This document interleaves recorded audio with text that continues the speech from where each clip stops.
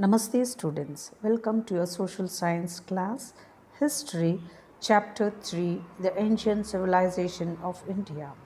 The main learning objectives of this chapter is ancient civilizations of India, the first urbanization of the cities, town planning, lifestyle and the decline of the towns, the development of Vedas, types of Vedas and Vedic period. When I tell civilization, the question arises, what do we mean by the word civilization? Isn't it, children? The word civilization comes from the Latin word.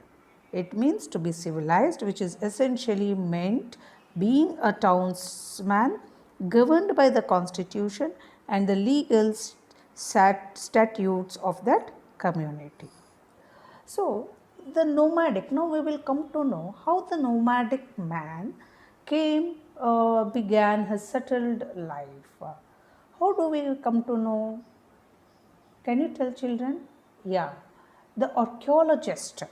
When I tell archaeologist, the meaning of an archaeologist is an archaeologist studies the civilization of the past by studying the physical remains of the artifacts. You can see here, isn't it?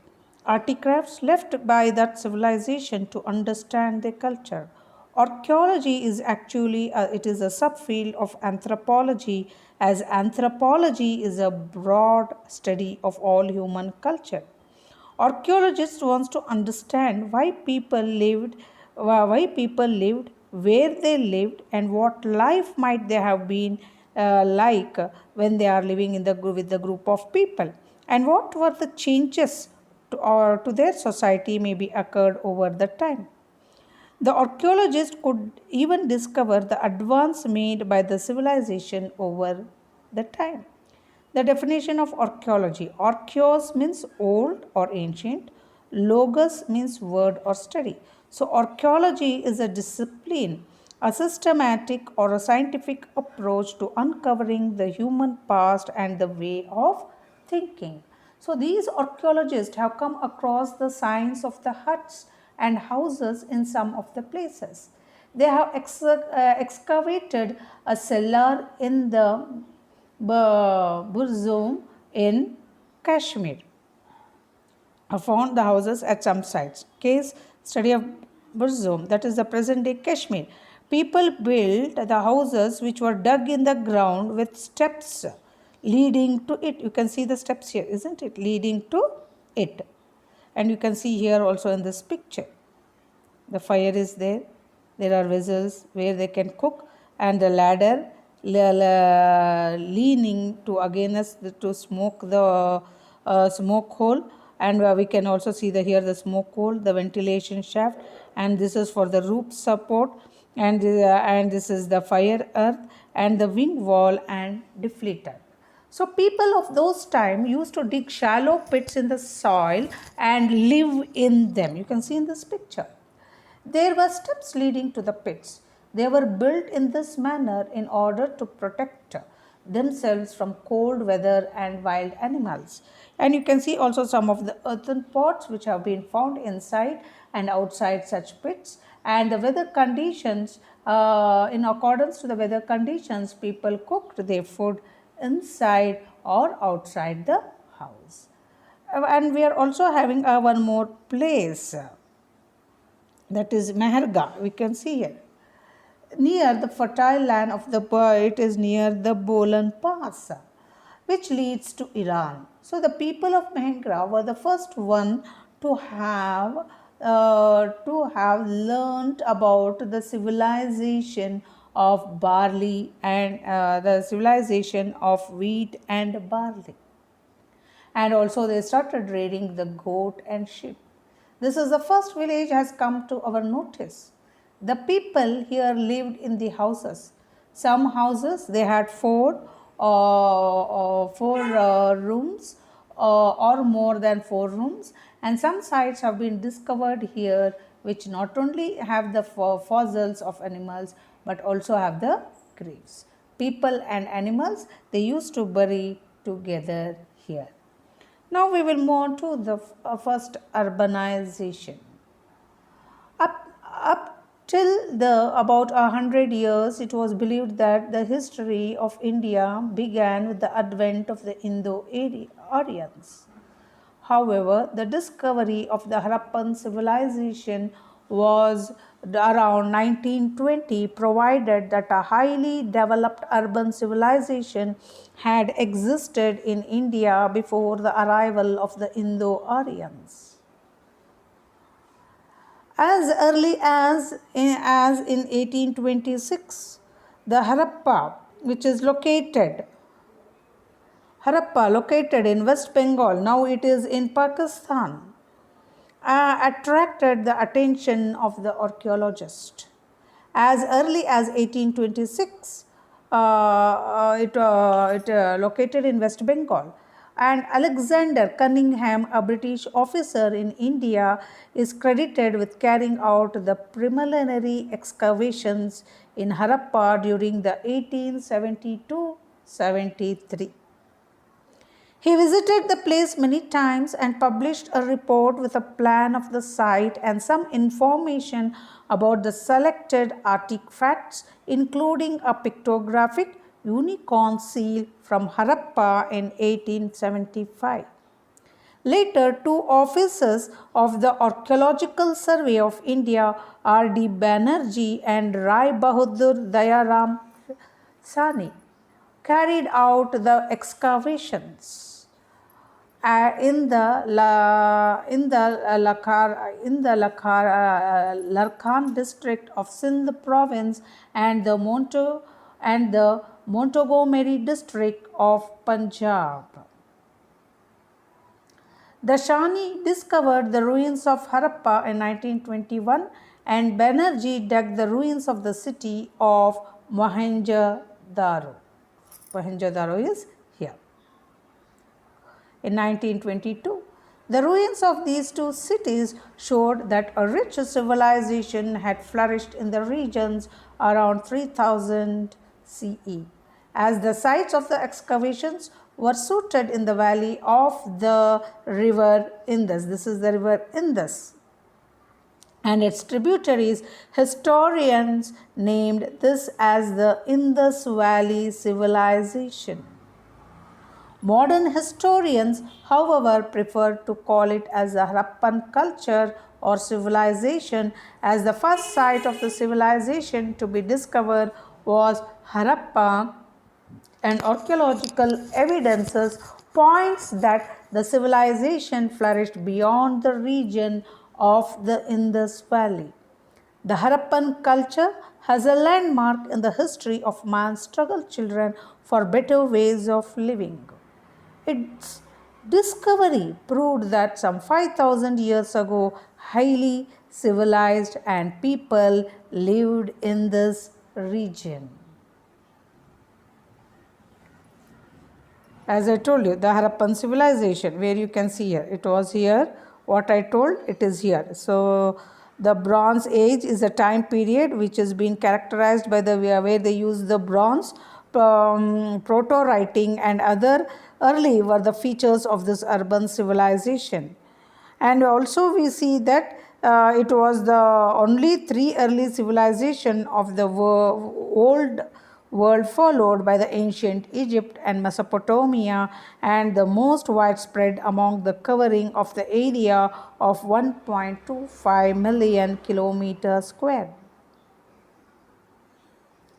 Now let us move on to the geographical extent of the Indus Valley civilization. The Indus Valley civilization was spread over a large area which is today a part of the northwestern India and Pakistan. It covers the area of 129 lakhs 9,600 square kilometers. This indicates that the Indus Valley civilization was the most extensive among all the other ancient civilizations. Here in Indus Valley, we can see the map which is been given, the time and the date, and we are also having the rivers. We had the Gagra River and the Hakra Channel, which is in Pakistan. And we are also having the time. The Indus Valley Civilization evolved during the Bronze Age. The date for their existence was 2500 BC to 1500 BC. Harappan Civilization, the other name for this is Indus Valley Civilization, and it is a subcontinent, and also it is a land mass that forms a distant part of the continent. So now we will move on to the characteristics of the civilization of the Harappan civilization. We are having the advanced cities Harappa. Their systems were laid out in the grid system, and cities had plumbing and sewage system in the cities and strong central governments.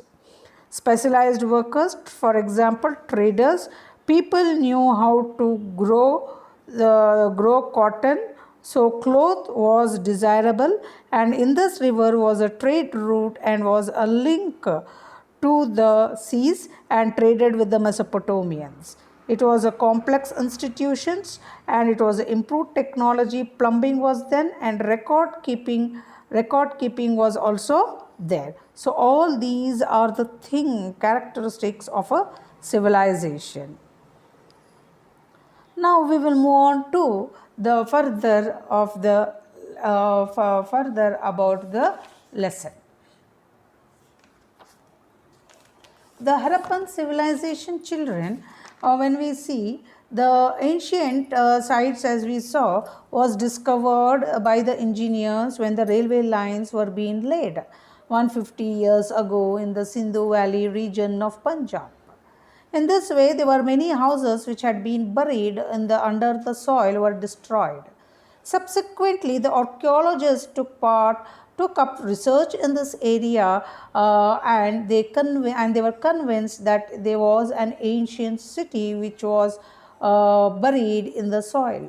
The sites around the city resembled the cities discovered earlier. They were called as a Harappan civilization, and these cities are said to be 4,600 years old. Now let us move on to the importance of the cities. We can see here we can see children. There are 2 or more parts in the cities of Harappa. The western part is narrow and at elevated places. The archaeologists are of the view that this was a citadel. Citadel is some parts. What is citadel? It is a 12-meter high, where you can see it is a 12-meter high structure. It is highly fortified and has a watchtower in the middle. You can see here. And what it is made up of? It is made up of the mud bricks which is used to build most buildings in the Indus civilization. The bricks were probably baked to make it more durable.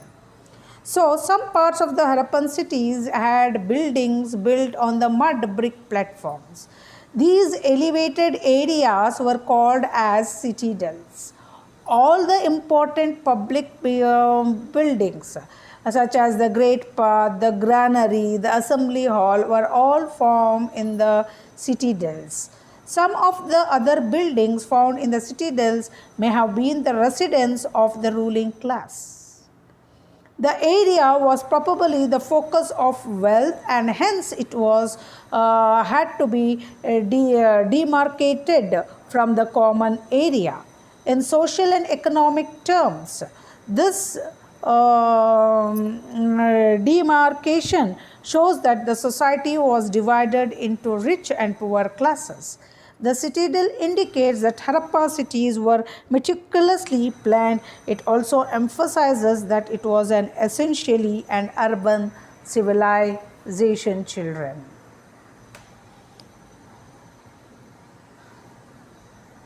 The eastern part was wide and lower in level. This area was called as a lower town. Every part had a wall made of burnt bricks. since the bricks around them were placed in the interlocking manner. In the interlocking manner it was, and also the walls were very strong. There was a noteworthy building inside the citadel, that is the Mohenjo-daro, one of the cities which had a water tank here. You can see here, which had a water tank. The great, what we call it as the Great Bath. Scholars called it as a bank tank. So let us know about the Great Bath, children. One of the largest buildings discovered during the excavation of Mohenjo-daro was the Great Bath. The bathing pool.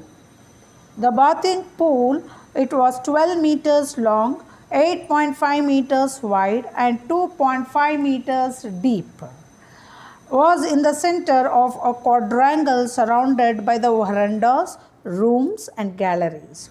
Two flight of steps, you can see here, two types of flight of steps led to the pool. The pool could be filled and emptied by the means of a valuated culvert, and which was 2 meters high. The walls of the pool were made of burnt bricks laid on edge, which made the pool watertight. The pool was filled with water from a large well situated in the same complex. Periodic cleaning of the pool was done by draining off the used water into a big drain. The entire construction of the Great Bath reflected the engineering skill of those ancient days children. This is about the Indus Valley civilization what we are having. Now we will move on to the town planning. And apart from that, children, we are also having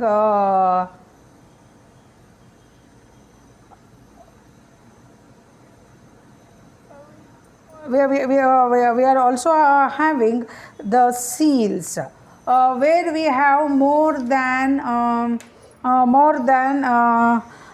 2000 seals, which was made up of soapstone, terracotta and copper, has been discovered during the course of excavations. These seals gives us useful information about the Harappan culture. While most of the seals, you can see here, but the most of the seals what it is here have the figure of real animals, a few bear and the figures of mythical animals. Some seals also shows about the human figure. The seals are either rectangular, circular or even cylindrical in shape. Some of the seals have an inscription of pictorial writings. You can see here the pictorial writings. Most of the seals have knobs at the back, through which runs a hole. It is said that these seals were used by different associations of merchants for stamping their goods. They were also quite possible worn out by the people around the neck or the arm. The seals of Harappan people indicate in particular the dresses, the ornaments. You can see the dresses, the ornaments what they used, and also the hairstyles of the people. The skill of the artists and the sculptors. Thirdly, trade contacts and commercial relationships of the people, the religious belief of the people, and the script which was used by the Harappan people. Some of the particular important seals are explained, are also there. We are having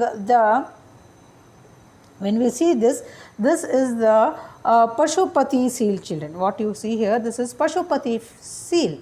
This seal is found in Mohenjo-daro, depicts a figure seated across the leg in a yogic posture. A pair of horns, crown on his head. You can see crown on his head. The figure is surrounded by the rhinoceros, a buffalo and a buffalo and an elephant and a tiger. Under his throne there are two deers, and it is believed that this seal shows Lord Shiva being worshipped as the lord of animals, that is the Pashupati. And we are also having the unicorn seal. The unicorn is a mythological animal. The unicorn seal discovered in Mohenjo-daro shows that at every early stage of civilizations, human had started producing many imaginative creations in the shape of a bird, animal and motifs that survive in later art. Then we are also having the bull seal.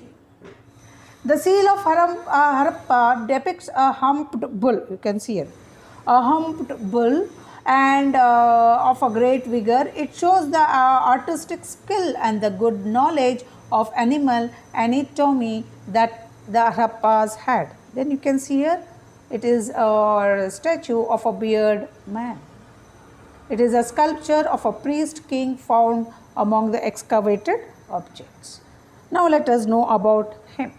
The discovery of the statues and the figureness of men and women in terracotta, stone and metal from the various sites of the Harappan civilizations indicates that the people were expert artists and sculptors. The bearded man is a stone sculpture of a man with a beard that was found in Mohenjo-daro. His beard is well kept and his eyes are half closed. You can see here, his eyes are half closed. This statue has been variously interpreted.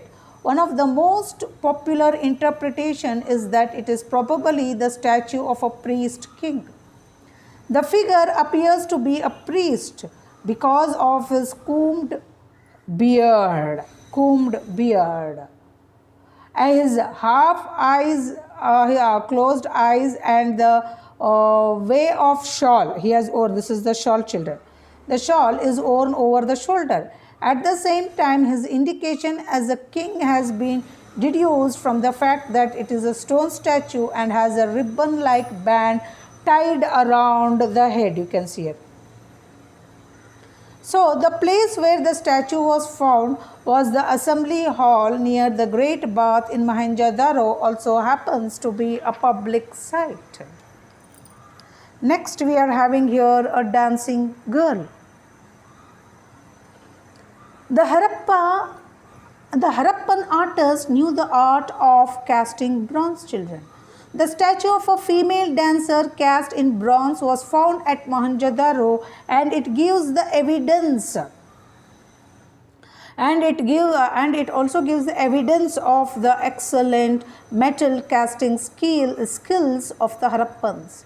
Her eyes are large, while her nose is flat. You can see it. Her nose is flat. Her lips is pendulous. The heavy ornament and suggestive posture of this sculpture has led to being interpreted as a dancing girl. We are also having one more, the Dockyard. The distinctive feature of Lothal, one of the important Harappan cities, was that it had a dockyard situated immediately to its east. The dockyard is a rectangular in shape and is surrounded by a brick wall. It was connected with the Bhogava river through a channel. The boats enter the dockyard through this channel at the high tide and return to the river again when the tide ebbed down. Through the river channels, the dockyard was ultimately connected to the Gulf of Cambay.